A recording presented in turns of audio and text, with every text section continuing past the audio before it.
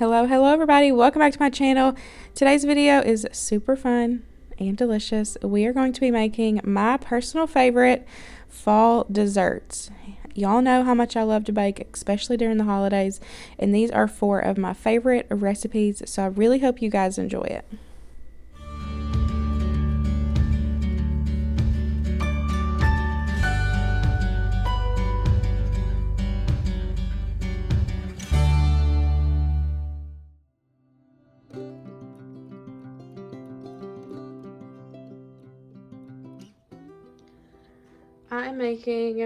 I personally call these pumpkin spice chest bars, but the recipe I normally go based off of is the gooey butter cakes, but I changed the cake mix and changed a couple of the ingredients. So I will have her original the gooey butter cake recipe.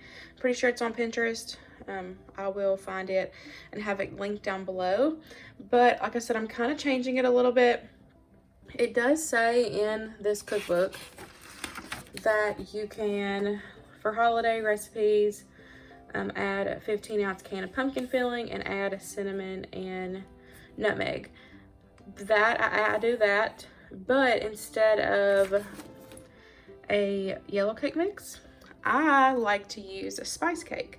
So that's where this recipe is a little different, is because when I do the pumpkin ones, I love using spice cake. So I've got a spice cake in place of the yellow cake, and then we're gonna add in the pumpkin, and I just do pumpkin pie spice instead of cinnamon and nutmeg. It's all in that. And I'm also gonna be doing these in little, I guess, single servings. They're a little bit bigger than single servings, but you know, these things are so good.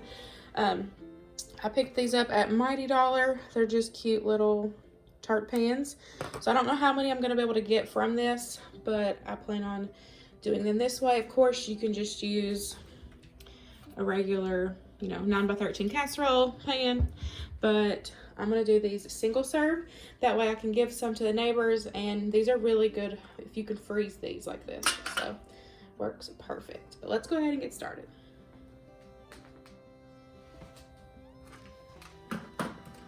So for the base, the cake layer, all you need is your cake mix. They're so good with spice cake. If y'all have never tried these with spice cake, I'm telling you,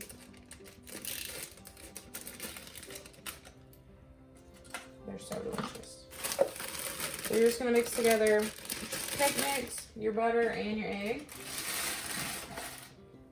And then we will spray our little pans and put some in each one and press it out, just like you would in a 9x13 casserole dish. We're just gonna do it in individual serving.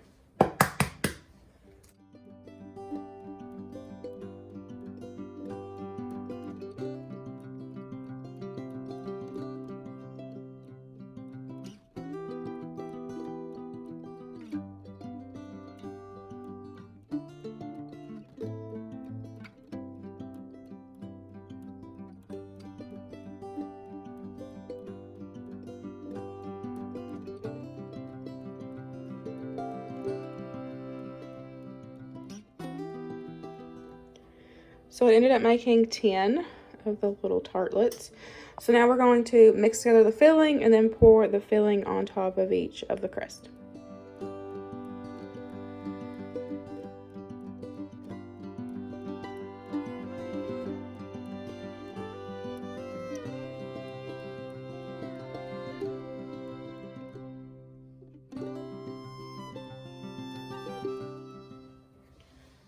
So here is the filling looks like. Y'all, it smells so good in here. I'm just gonna take and scoop some in here. Just gonna kind of do it evenly throughout all 10 of these.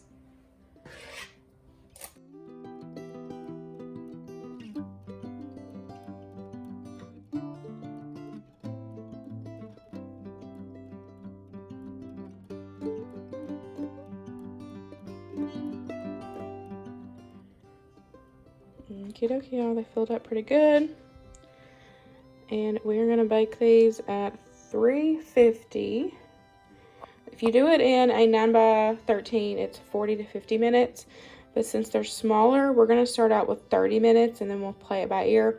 Of course, you still want the center gooey when it comes out. That's kind of, and once it cools down, it will set. But y'all, these look good already and they're not even baked yet. Just pulled them out of the oven. They're still a little jiggly in the center, so we'll just let these set completely cool. They should sink down a little bit, but y'all, I'm telling you, these are so delicious.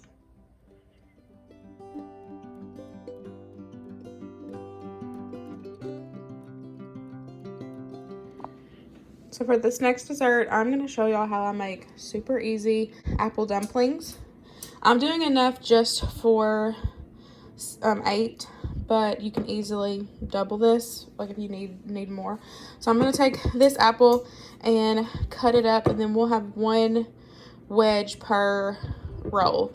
We might have extra from this apple itself, but we'll just eat it. But you need 1 apple wedge for every crescent roll that you use. You're going to need some butter.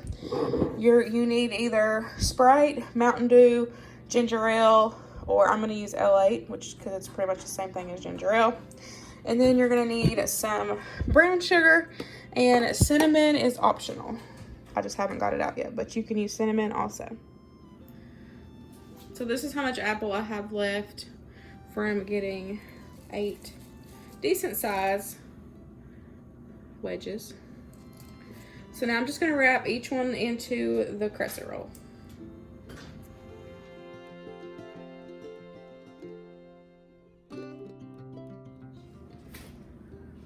So now we're just going to sprinkle a decent amount of brown sugar over the top. I don't have a recipe for this one, y'all. I just do it.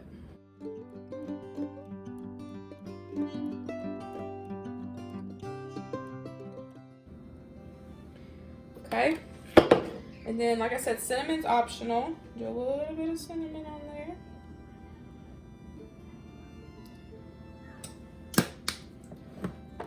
And I'm going to go in with my L8.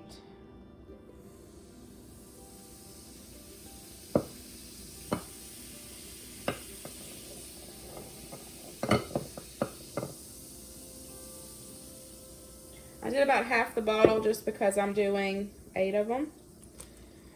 And then take a little tab of butter and put it on top of each one.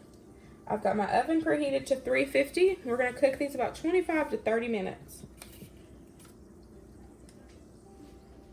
And here they are right out of the oven, y'all. They are so easy to make. There's no needing to boil sugar or anything beforehand. Put that brown sugar on top and let it all do its magic in the oven. I love serving mine with some ice cream, caramel drizzle on top, and this is a fall favorite.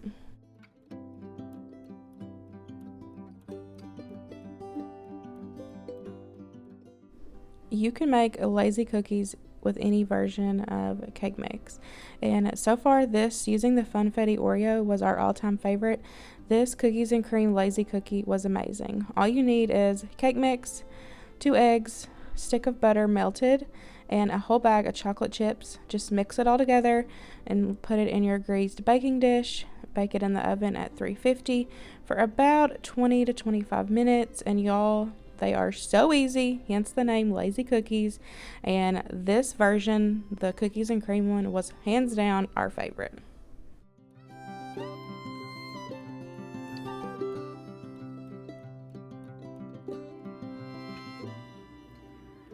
Good morning, y'all.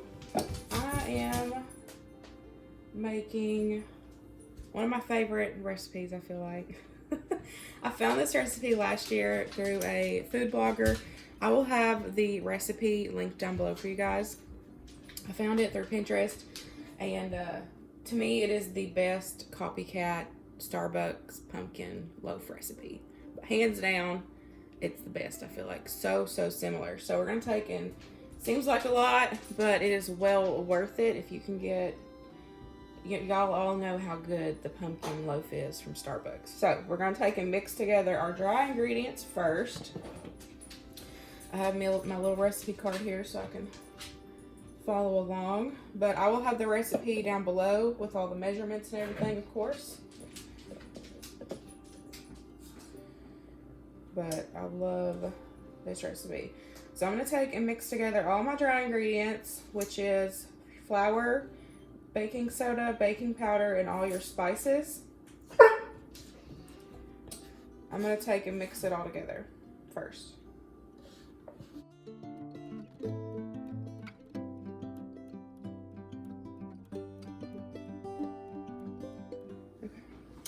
I got all my dry ingredients. So now we're going to beat together the eggs and sugar first.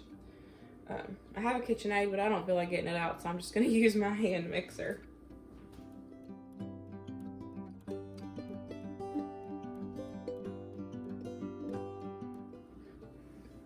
Okay, I got that in there. Got that all mixed together. So now we're going to go in with our oil.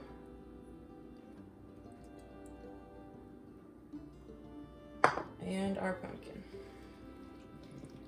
And then we're just going to mix it together. Now we're going to add our dry into our wet and mix it together.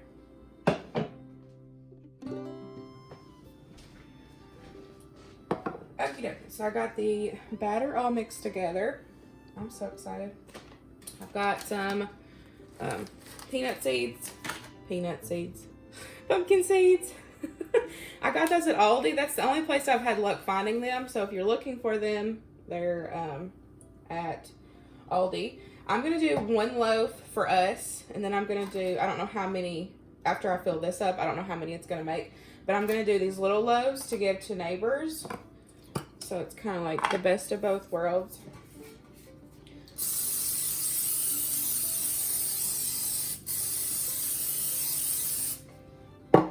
So I get a loaf, and then I get to share.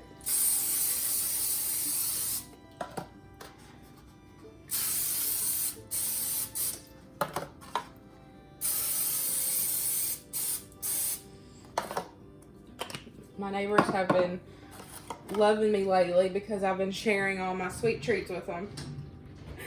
The apple butter and the pumpkin chest bars. They've been loving it. So I'm gonna make a couple for them.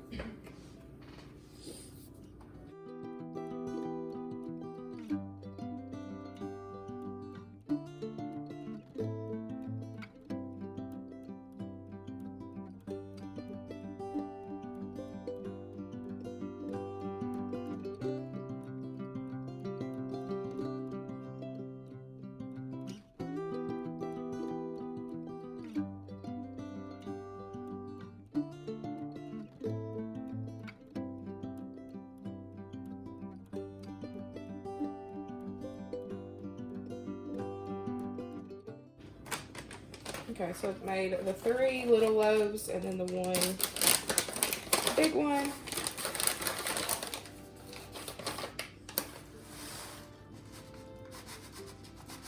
And then I'm just going to top it with a decent amount of the pumpkin seeds. In the recipe, it says that this is optional, but for me, I feel like for it to be like a copycat recipe for Starbucks, you gotta have this on top. Because that's how theirs is, and they're, you know, if you go and order it.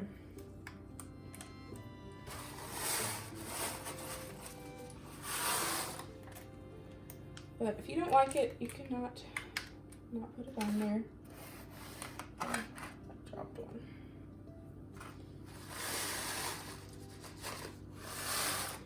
So I've got my oven preheated at 350, so we're gonna cook the big one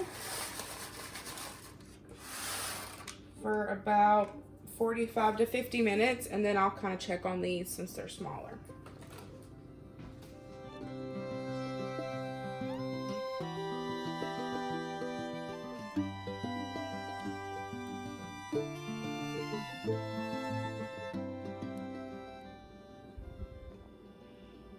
just pulled them out of the oven, let them completely cool. Y'all, the house smells just so good. If you try anything out of this video, I'm telling you, this copycat recipe is to die for. So I thought I would share the inside of it so y'all can see how it cooked up. But y'all, this is so good. It's still warm and I cannot wait to eat that. And I just packaged up the other ones in little like treat bags, and then I'll give those to the neighbors. And that is it, y'all. I really hope you enjoyed this fall edition of What's for Dessert. I hope it gave you some inspiration to get in your kitchen and get baking. Definitely let me know in the comments down below what your favorite thing to make is baking-wise during the fall and holiday season. Hope you guys enjoyed it, and I will see y'all in the next one. Bye, guys.